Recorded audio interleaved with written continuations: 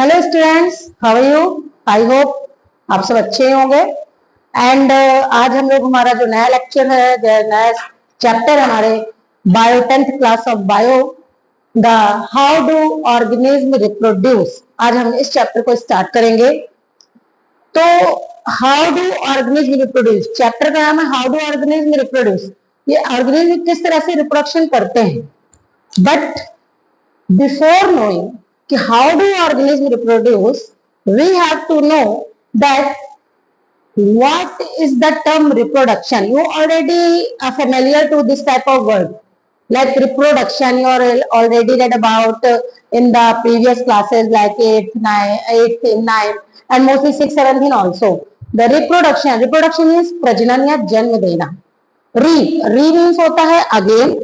तो question is write that what is reproduction. तो reproduction क्या है? reproduction is a process. reproduction is a biochemical process. biochemical क्यों? क्योंकि हमारी बॉडी के अंदर हो रही है. That's it.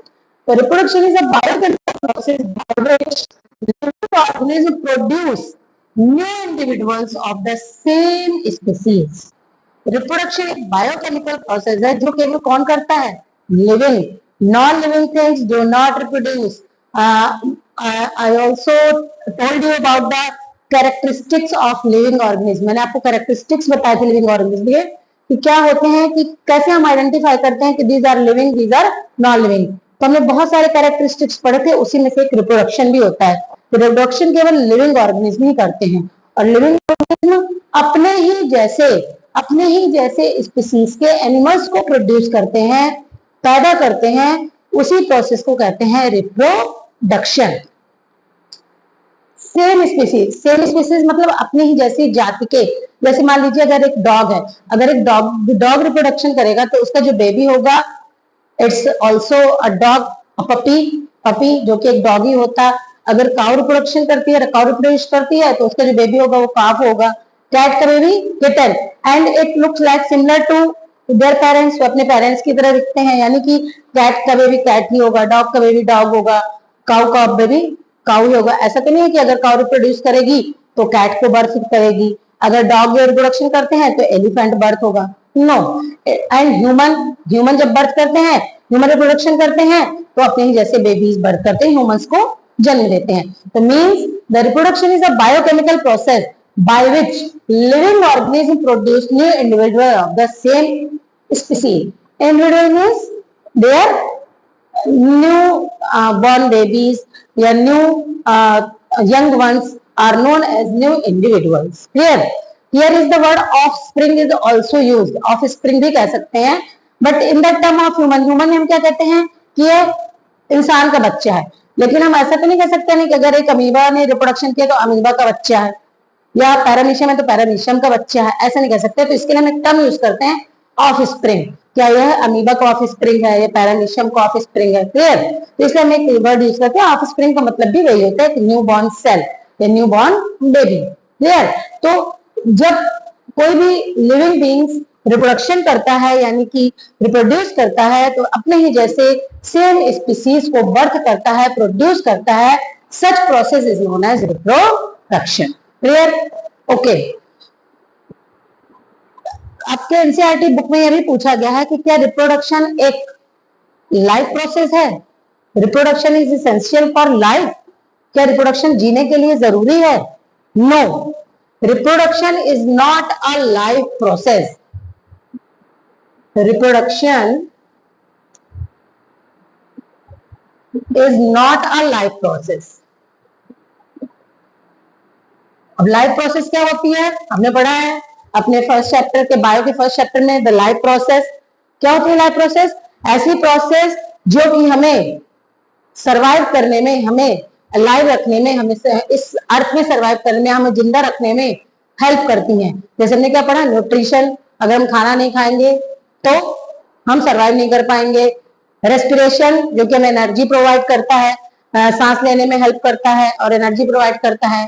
ट्रांसपोर्टेशन जो हमारी बॉडी में डिफरेंट टाइप के न्यूट्रिएंट्स को, डिफरेंट मटेरियल्स को ट्रांसपोर्ट करने का काम करता है. एंड एक्सक्रीशन जो हमारी बॉडी से वेस्ट मटेरियल को थ्रो आउट करने में हेल्प करती हैं. तो अगर ये जो है ये सारी कहलाती है लाइफ प्रोसेस. अगर ये हमारी बॉडी में नहीं होंगी तो वी कांट सर्वाइव, हम सर्वाइव नहीं कर सकते, हम जिंदा नहीं रह सकते, because that's why they are called life process. But reproduction is not a life process because if animals do not reproduce they cannot die.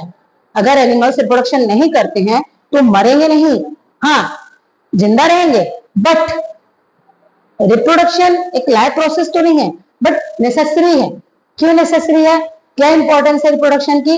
Reproduction life के लिए जरूरी तो नहीं है कि अगर एक एनिमल रिप्रोडक्शन नहीं करेगा तो वह सर्वाइव नहीं कर पाएगा, ऐसा तो नहीं है ना, वो सर्वाइव कर सकता है. बट अगर वो रिप्रोडक्शन नहीं करेगा तो अपनी नेक्स्ट जनरेशन जो है उसकी नहीं आएगी, यानी उसकी जो जनरेशन जो उसकी स्पीसीज है वहीं तक खत्म हो जाएगी. तो इसलिए रिप्रोडक्शन जरूरी है. अगर reproduction is not a important life process but it is very necessary, it is necessary process. Why, क्यों जरूरी है? क्यों? क्योंकि रिप्रोडक्शन अगर नहीं होगा तो हमारी जो स्पीसीज है, एनिमल्स की जो स्पीसीज है वह कंटिन्यूएशन नहीं कर पाएंगी, उनकी कंटिन्यूटी इस अर्थ पर क्या हो जाएगी, खत्म हो जाएगी, एक्सटिंक्ट हो जाएंगे, धीरे धीरे खत्म होने की कगार पर आ जाएंगे. और अगर ऐसा हुआ तो हमारी जो अर्थ का जो, या हमारे कहना चाहिए एनवायरमेंट का जो बैलेंस है वो क्या हो जाएगा, डिस्टर्ब हो जाएगा. क्लियर? तो the next question is rise, why reproduction is necessary? अगर रिप्रोडक्शन लाइफ प्रोसेस नहीं है तो फिर करना क्यों जरूरी है, आखिर रिप्रोडक्शन क्यों किया जाता है? तो reproduction is necessary, why? For the continuity of life, है ना, कंटिन्यूटी यानी कि हमारी लाइफ को कंटिन्यूटी में बनाए रखने के लिए, हमारी जनरेशन को बनाए रखने के लिए, हमारी स्पीसीज को बनाए रखने के लिए रिप्रोडक्शन जरूरी है. सपोज दैट अगर मान लीजिए कि कोई भी एक स्पीसीज है, हमारा सपोज करिए कि ये एक लॉयन है. अगर लॉयन क्या करेगा, अगर रिप्रोडक्शन नहीं करेंगे तो क्या होगा, लास्ट में क्या होगा कि जो लॉयंस है उनकी जो स्पीसीज है वो क्या होने लगेगी, बहुत ही कम हो जाएगी और धीरे धीरे किस पोजीशन पर आ जाएंगे, पहले इंडेंजर्ड पोजीशन और फिर एक्सटिंक्ट पोजीशन पर आ जाएंगे. और अगर ऐसा ही होता रहा तो ऐसा भी हो सकता है कि अर्थ पर लॉयन बिल्कुल ही खत्म हो जाए, क्योंकि जो रिप्रोडक्शन का जो आखिरी जो लास्ट जो स्टेप ऑफ डेथ ही होती है कि the animals who comes on the earth by birth they will die, वो मरेंगे ही मरेंगे. और मरेंगे तो उसके बाद अगर वो अपना जैसे कोई भी इंडिविजुअल रिप्रोड्यूस नहीं करेंगे, पैदा नहीं करेंगे, तो उनकी जो स्पीसीज है, उनका जो जनरेशन है वहीं तक स्टॉप हो जाएगा और अर्थ में वो नहीं पाए जाएंगे. तो for the continuation of life, continuity of life, reproduction is necessary. For organisation, जैसे अगर मान लीजिए अगर एनिमल्स रिप्रोडक्शन करना बंद कर दें तो जो अर्थ का जो बैलेंसिंग है, अर्थ में जो ऑर्गेनाइजेशन है कि प्लांट्स हैं, प्लांट्स को कौन खाता है, ये सब जो चीजें हैं कि इनकी एक जो बैलेंसिंग है धीरे धीरे ऑर्गेनाइजेशन क्या हो जाएगा, खत्म हो जाएगा. तो maintain organisation, the reproduction is necessary. Maintain balance in the nature, nature में बैलेंस बनाए रखने के लिए प्रोडक्शन जरूरी है ना, कि हमारा जो इकोसिस्टम है उसमें जितने भी लिविंग ऑर्गेनिज्म है, हमारा जो इकोसिस्टम किससे बनता है, living and non living thing पढ़ा है आपने, बायोटिक एंड एबायोटिक. पर हम जितने भी हमारे जो लिविंग ऑर्गेनिज्म है, लाइक बायोटिक पार्ट्स हैं, बायोटिक ऑर्गेनिज्म है या बायोटिक थिंग्स हैं, these are the living part of the ecosystem and they are all interconnected to each other anyhow. ये किसी ना किसी तरीके से एक दूसरे से इंटरकनेक्टेड होते हैं, ये कहीं ना कहीं से एक दूसरे से रिलेटेड होते हैं. और अगर इनमें से कोई भी एक डिस्टर्ब हो जाता है, कोई भी एक स्पीसीज खत्म हो जाती है, तो इस पूरी अर्थ का जो बैलेंस है वो क्या हो जाएगा, डिस्टर्ब हो जाएगा. तो बैलेंस करने के लिए, हमारे नेचर के बैलेंस को मेंटेन करने के लिए भी हमारा जो रिप्रोडक्शन है उसका जरूरी है. नेक्स्ट आता है वेरिएशन. वेरिएशन मींस डिफरेंसेस, यानी कि आप देखते होंगे कि इस अर्थ पर डिफरेंट टाइप के एनिमल्स, डिफरेंट टाइप के ऑर्गेनिज्म पाए जाते हैं और मोस्टली कुछ ऐसे भी होते हैं जो सेम स्पीसीज से बिलोंग करते हैं. लेकिन क्या सभी स्पीसीज जो दिखने वाले एक ही स्पीसीज के सभी एनिमल्स सेम होते हैं? नहीं, इन सभी में कुछ ना कुछ वेरिएशन होता है. और वेरिएशन क्यों होता है? वेरिएशन जरूरी है ताकि हम वह जो स्पीसीज है या जो एनिमल है वह अपने आप को, अपने लाइफ को या अपने स्पीसीज को आगे सर्वाइव करने में हेल्प कर सके. तो for making variation clear. And next is transfer of variation. Transfer यानी कि जो वेरिएशन है तो one generation to another generation transfer होते हैं, है ना. जैसे आप सपोज करो कि आपके जो फादर है, आपके ग्रैंड पेरेंट्स से वो उन्होंने आपके ग्रैंड पेरेंट्स ने उन्हें प्रोड्यूस किया, बर्थ किया, तो क्या आपके जो फादर हैं या आपके जो अंकल हैं या जो आंटी हैं, क्या they are also looks like their parents? Some features are resemble to their parents, कुछ जिसको हम ट्रेड्स कहते हैं, है ना, तो सम ट्रेड्स इनहेरिट्स, कुछ ट्रेड्स इनहेरिट होते हैं, आगे चलते रहते हैं जनरेशन टू जनरेशन, बट वे एक जैसे तो नहीं दिखते ना। फिर आपके पेरेंट्स ने आपको प्रोड्यूस किया, आपको बर्थ किया, तो क्या आपके जो फीचर्स हैं, कुछ फीचर्स तो आप सिमिलर होंगे आपके पेरेंट्स से, but you are not just look like the same of their parents, means exact copy. क्या आप अपने पेरेंट्स की एग्जैक्ट कॉपी हैं? नहीं। तो हमारे जो वेरिएशन है, क्या होते हैं, वेरिएशन क्या करते हैं, ट्रांसफर होते हैं जनरेशन टू जनरेशन, और हमें इस अर्थ में सर्वाइव करने में हेल्प करते हैं। और वो कैसे करते हैं, अब हम आगे पढ़ते हैं। तो आपको समझ में होगा कि रिप्रोडक्शन क्या होता है। रिप्रोडक्शन एक लाइफ प्रोसेस नहीं है, but it is necessary because it helps to continuity of life, organisation, maintain balance in nature, variation and transfer of variation. Clear. अब हम पढ़ते हैं, हमारे लिए न्यू टर्म आया है यहाँ पर, वेरिएशन। आखिर वेरिएशन होता क्या है? क्या होता है variation? Variation means differences, the differences between the individuals of the same species. एक ही स्पीसीज के इंडिविजुअल्स, यानी एक ही स्पीसीज के अलग अलग ऑर्गेनिज्म में जो के बीच में जो डिफरेंसेस होते हैं, such differences are known as variation. अभी वेरिएशन आते कैसे हैं? आपने क्लास 9th में पढ़ा होगा कि हमारे जो बॉडी है किसकी बनी हुई है, सेल की बनी हुई है, और हमारे जो कैरेक्टर्स हैं, वो किससे ट्रांसफर होते हैं, किसके थ्रू ट्रांसफर होते हैं, बाय डीएनए। ये भी पढ़ा है आपने। क्लियर। तो आखिर डीएनए किस तरह से हमारे बॉडी में वेरिएशन शो करते हैं, वेरिएशन लाने में हेल्प करते हैं। अब हम देखते हैं कि किस तरह से हमारी जो ऑर्गेनिज्म है वो वेरिएशन क्रिएट करते हैं। क्लियर। तो वेरिएशन क्या है? Variation is the difference between two individuals of the same species, कि किस तरह से जो हमारे एनिमल्स में, सेम स्पीसीज के एनिमल्स में डिफरेंस होता है।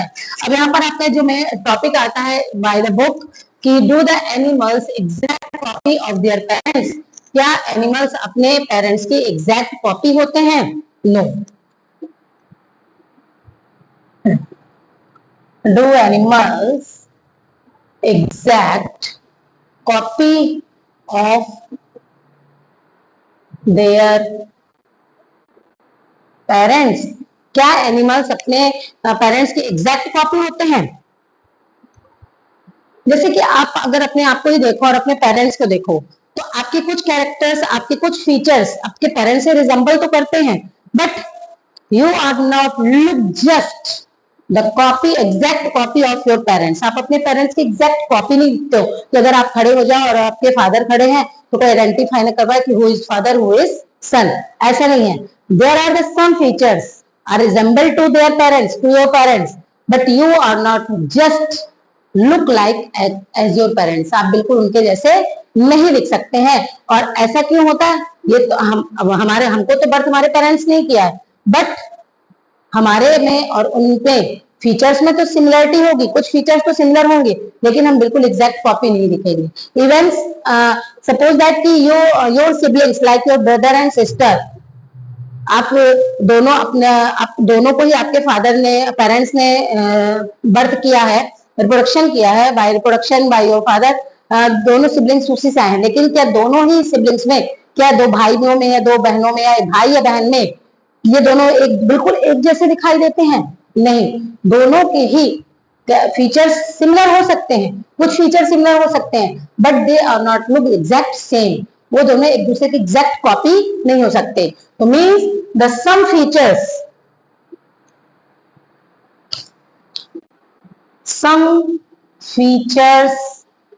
और कैरेक्टर्स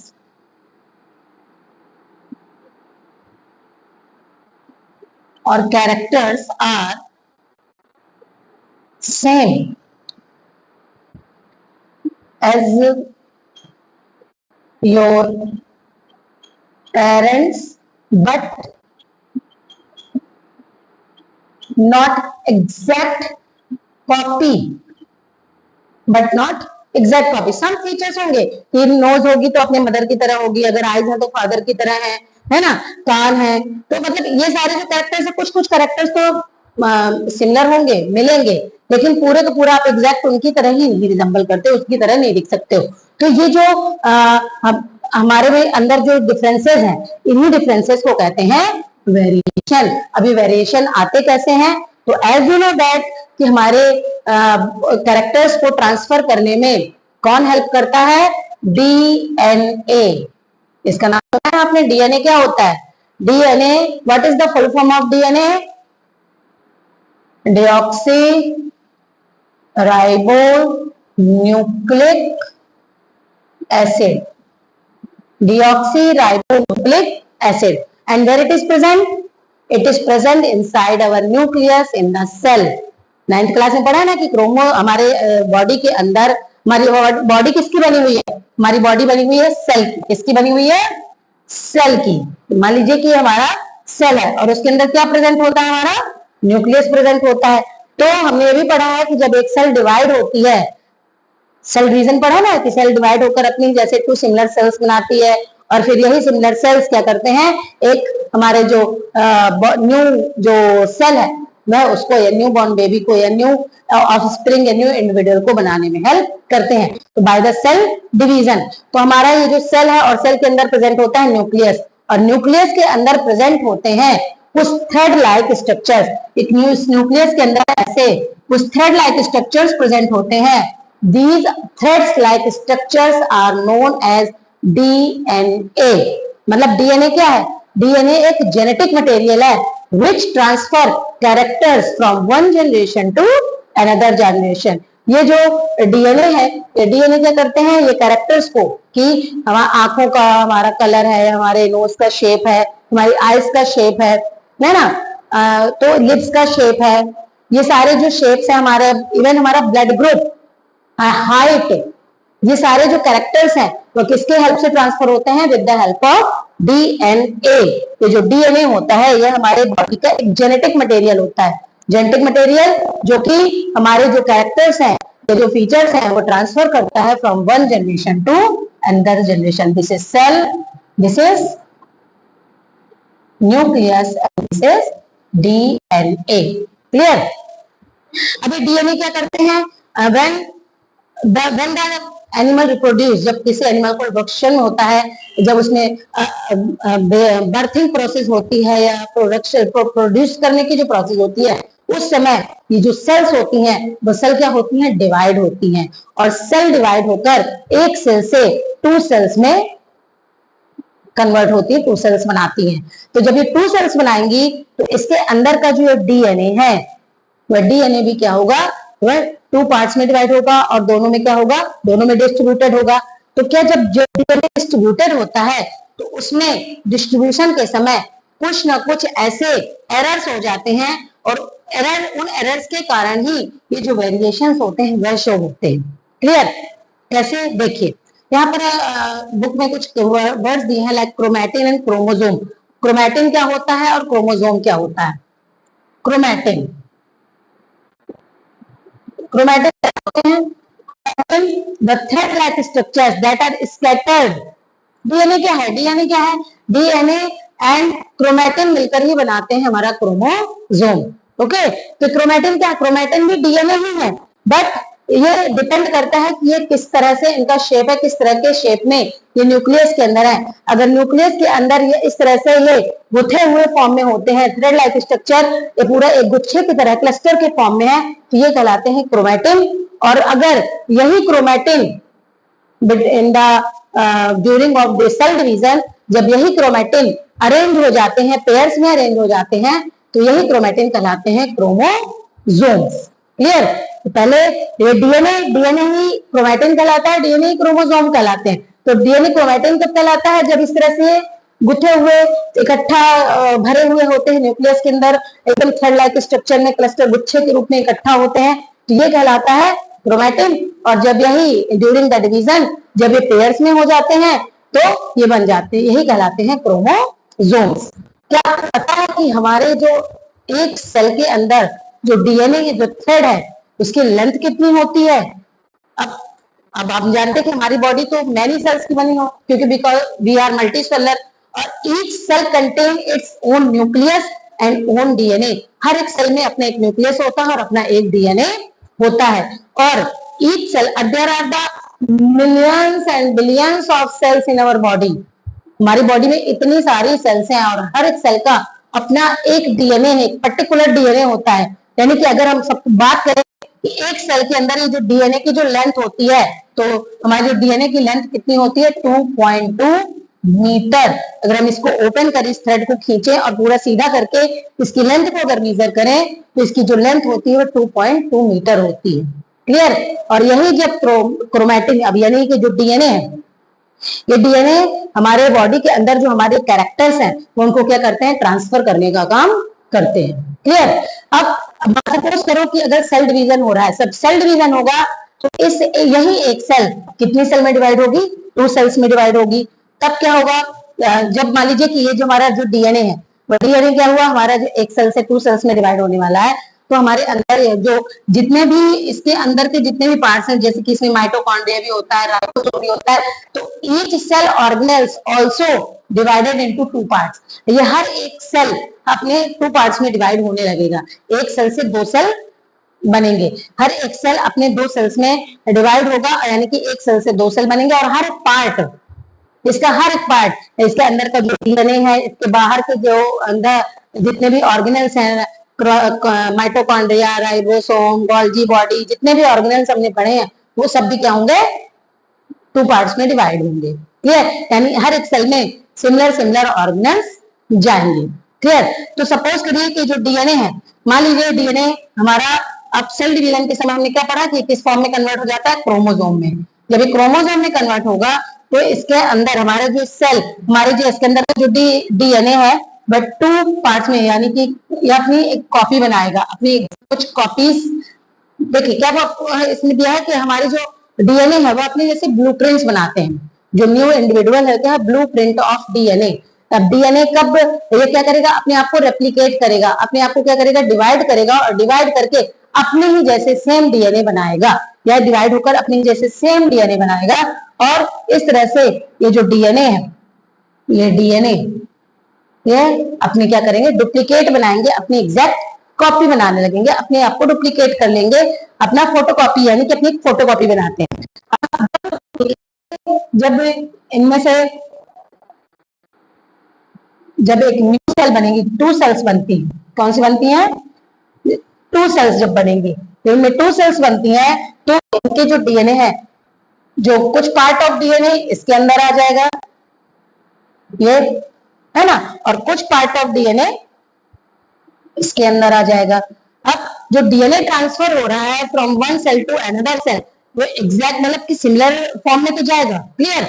लेकिन कभी कभी नेचुरली ये होता ही है कि जब डीएनए ट्रांसफर होता है या डीएनए जब कॉपी होती है, डीएनए की कॉपीज होती है, डीएनए अपना ब्लूप्रिंट बनाता है, तो उस ब्लूप्रिंट में कुछ ना कुछ एरर्स आते हैं। और ये जो वेरिएशन होते हैं, ये वेरिएशन क्यों होते हैं, बाय द कॉपिंग ऑफ, क्यों होते हैं एरर्स, ड्यूरिंग कॉपिंग ऑफ डीएनए।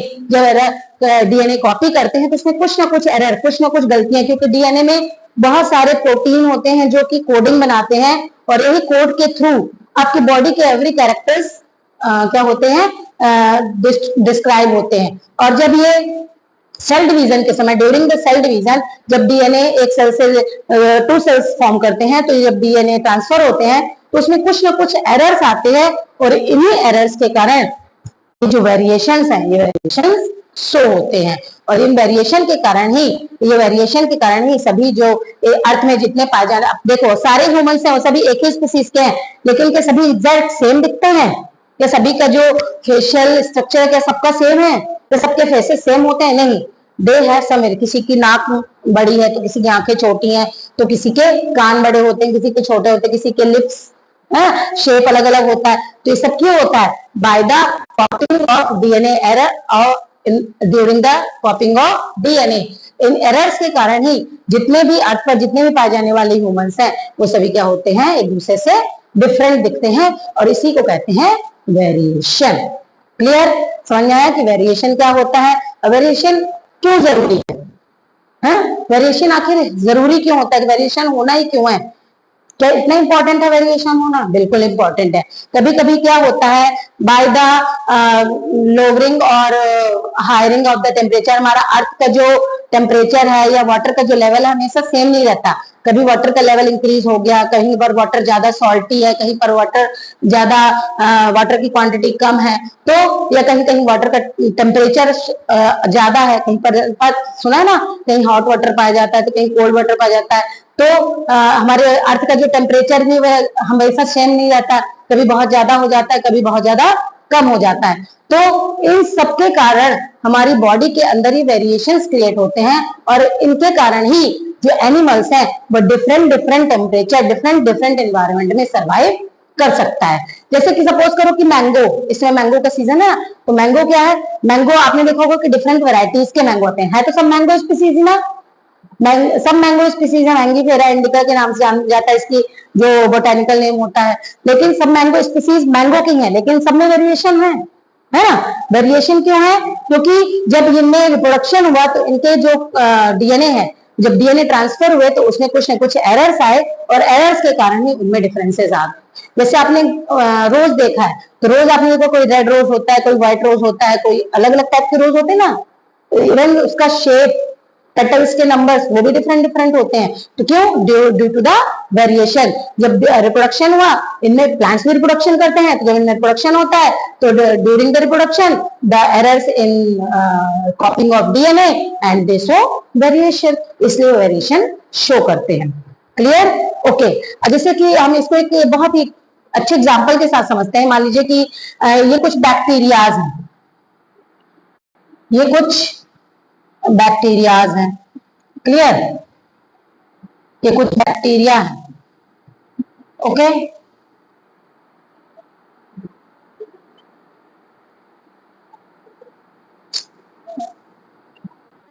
ये बैक्टीरिया, ये बैक्टीरिया।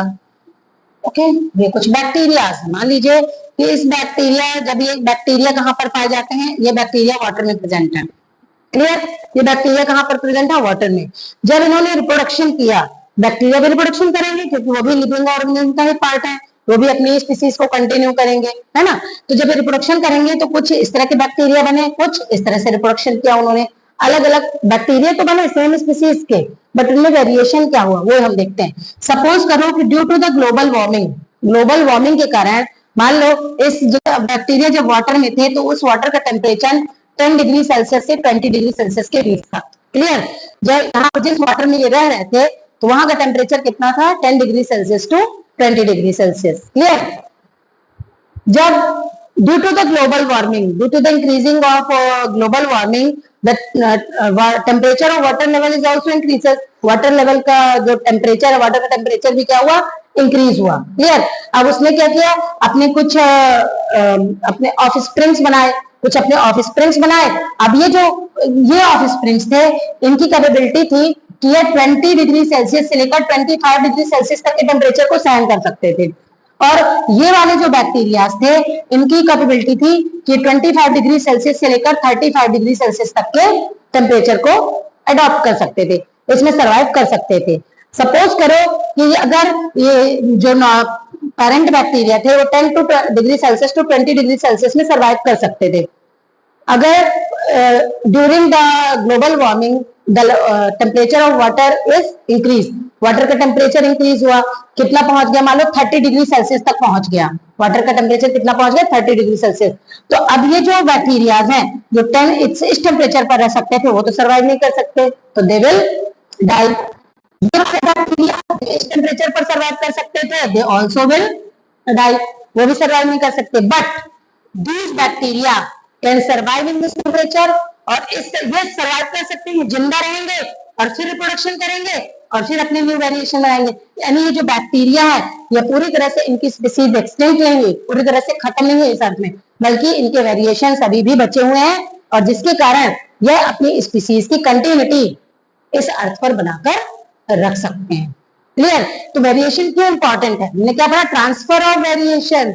ये वेरिएशन ट्रांसफर होते हैं फ्रॉम जनरेशन टू जनरेशन। क्यों होते हैं? For the survival, for the surviving on the earth. Earth पर सर्वाइव करने के लिए ये जो हमारे जो वेरिएशंस हैं, हमारे जो कैरेक्टर्स हैं, वो ट्रांसफर होते हैं from one generation to another generation. इसीलिए जितने भी ऑफस्प्रिंग होते हैं, अपने न्यू जनरेशंस होती हैं, वो सभी सिमिलैरिटीज तो होती है but they are not exact copy of their parents. हम इस चार्ट की हेल्प से समझ सकते हैं कि किस तरह से वेरिएशन होते हैं। जैसे हम क्या बोल रहे हैं, रिप्रोडक्शन। रिप्रोडक्शन होगा तो रिप्रोडक्शन में क्या होता है, तो कैसे होता है, formation of new cell.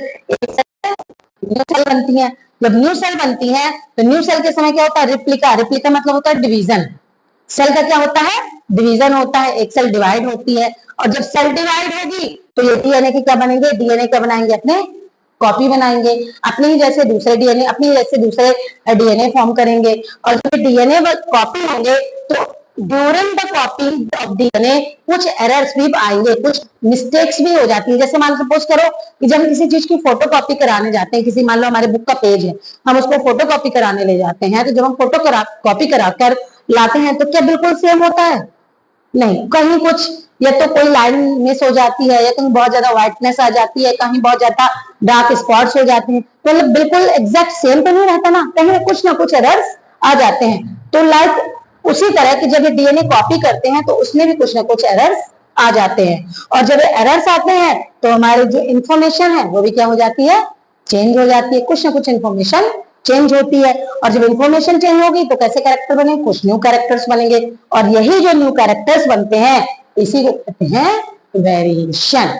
Clear, बहुत ही इंपॉर्टेंट टॉपिक है। और आपका जो नेक्स्ट चैप्टर है, जो हेरिडिटी चैप्टर है, उसमें भी ये जो वेरिएशन है, जो इसका भी बहुत ज्यादा इंपॉर्टेंट टॉपिक उसमें भी है, इसलिए इसको आप बहुत अच्छे से समझिए। जहां भी अगर प्रॉब्लम हो तो आप उसको पढ़िए और उसको समझिए। क्लियर, तो इस तरह से जो बॉडी में जो वेरिएशंस होते हैं, जो जनरेशन में वेरिएशंस होते हैं, ये वेरिएशन क्यों होते हैं, bye the copying of DNA.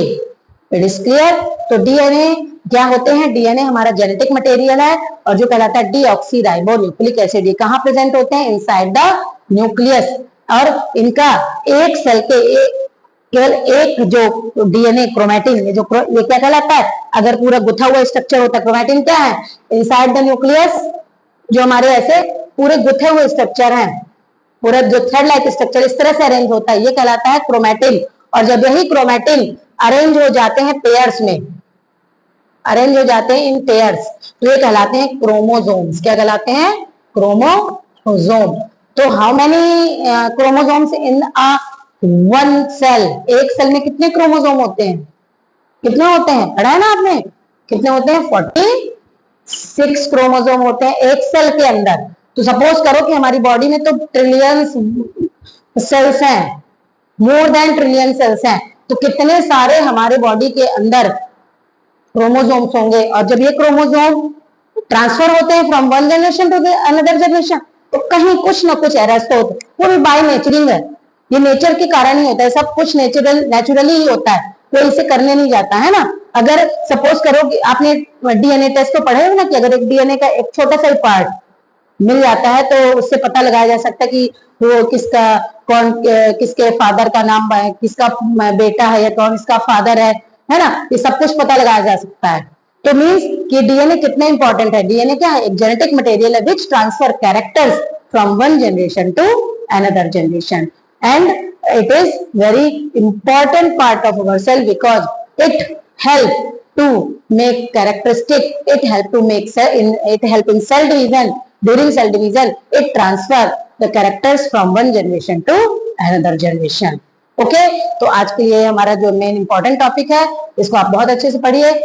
Next topic में हम पढ़ेंगे, नेक्स्ट हमारे जो हमारा डिस्कशन होगा, या नेक्स्ट हमारा जो आगे चैप्टर का जो नेक्स्ट पार्ट है, टाइप्स ऑफ रिप्रोडक्शन। हम टाइप्स ऑफ रिप्रोडक्शन पढ़ेंगे इन एनिमल्स एंड इन प्लांट्स, की एनिमल्स किस तरह से रिप्रोडक्शन करते हैं। Okay, thank you.